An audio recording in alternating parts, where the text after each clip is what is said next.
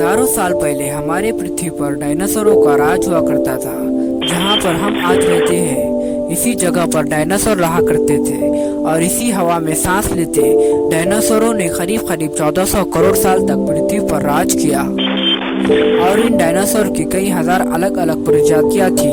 कुछ डायनासोर शांत मिजाज के थे तो कुछ डायनासोर बहुत ही ज्यादा खौफनाक भयानक और डरावने थे।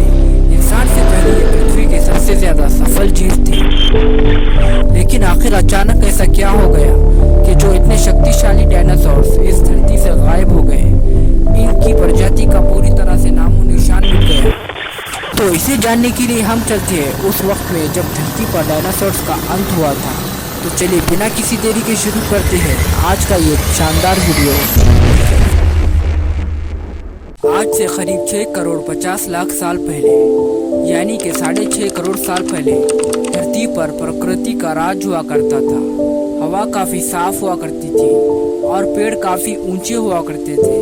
धरती पर काफी हरियाली थी। डायनासोर्स के लड़ने और चिल्लाने की आवाजें हवा में गूंजा करती थी।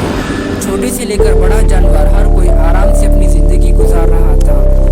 और धरती के सबसे बड़े जीव डायनासोर्स को इस बात का अंदेशा तक नहीं था कि इसकी अंत की कहानी 10 करोड़ साल पहले ही लिखी जा चुकी है। एक छोटा सा एस्टेरॉयड का टुकड़ा अंतरिक्ष में भटक रहा था, जो पृथ्वी से 20 करोड़ मील दूर बड़े एस्टेरॉयड से जाकर टकराता है। इस टकराव के दौरान छोटा एस्टेरॉयड का टुकड़ा तो खत्म हो जाता है, लेकिन बड़े एस्टेरॉयड की दिशा पलट जाती है और वो हमारे धरती की तरह 22 किलो प्रति मील से बढ़ने लगता है। पृथ्वी के ग्रेविटी की वजह से एस्टेरॉयड पृथ्वी के ऑर्बिट में घुसते ही इसकी स्पीड और भी ज्यादा बढ़ जाती है और एयर पार्टिकल फ्रिक्शन की वजह से इसमें आग लग जाती है। फिर इस टकराव ने धरती को पूरी तरह धूल के बादलों में ढक दिया। इस विस्फोट की वजह से इतनी ज्यादा मिकदार में रेडिएशन निकल रहा था कि 800 किलोमीटर के दायरे में आने वाले सब जानदार आग के इस लावी की वजह से राख में बदल गए।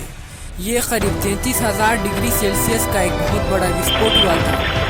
ये एस्टेरॉयड मेक्सिको के युकटॉन प्रायद्वीप से टकराया था, जिसकी वजह से वहाँ 101 मील चौड़ा और 20 मील गहरा गड्ढा हो गया था।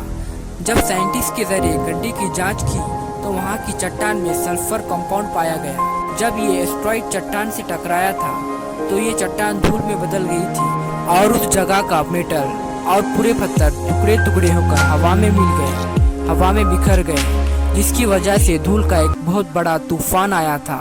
पूरी हवा में धूल का एक बादल बन गया था जिसने धरती को चारों तरफ से ढक लिया था। और एक बात जो BBC डॉक्यूमेंट्री में सामने आई है वो ये है कि अगर एस्टेरॉयड पृथ्वी से 30 सेकंड पहले या बाद में टकराता तो शायद डायनासोर्स का अंत पृथ्वी से कभी नहीं हो पाता। ऐसा इसलिए कि अगर वो थोड़ा सा भी लेट या जल्दी करता तो वो जमीन के महासागर या अटलांटिक महासागर में जाकर गिरता।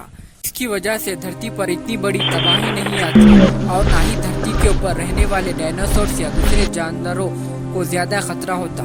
खतरा तो होता लेकिन इतना ज्यादा नहीं कि इनकी पूरी प्रजाति ही खत्म हो जाए। पर शायद ऊपर वाले को कुछ और ही मंजूर था।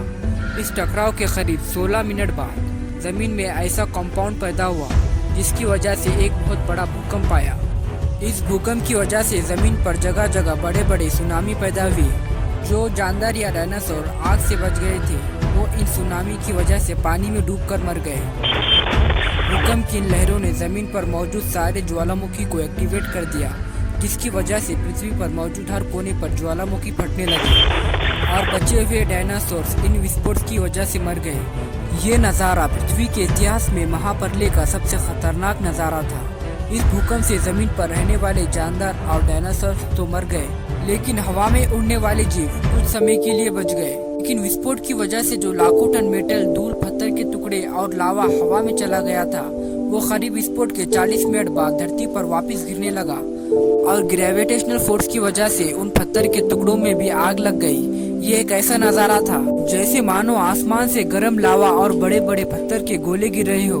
आसमान से गिरने वाली इस आग से उड़ने वाले जीव तो नहीं बच पाए, लेकिन ये पृथ्वी के उस तरफ हो रहा था जिस तरफ एस्टेरॉयड गिरा था। लेकिन इस वजह से धरती की दूसरी तरफ धूल का एक हजारों किलोमीटर चौड़ा एक तूफान बनाया और धूल के ये तूफान ने धरती को चारों तरफ से घेर लिया और सूरज की रोशनी का धरती की तरफ पहुंच पाना नामुमकिन हो गया था। चारों तरफ धूल ही धूल और अंधेरा ही अंधेरा था। पृथ्वी का टेम्परेचर 100 डिग्री सेल्सियस से भी ज्यादा हो चुका था और इस तरह धरती की सतह पर मौजूद पेड़ पौधे और जानवरों की हर प्रजाति का अंत हो गया। इस भयानक घटना से पृथ्वी पर मौजूद 90% प्रजाति का खात्मा हो गया। जिस भी जानदार का वजन 25 केजी से कम था सिर्फ वही बच पाया और इसके अलावा बाकी तमाम जानवर खाक हो गए।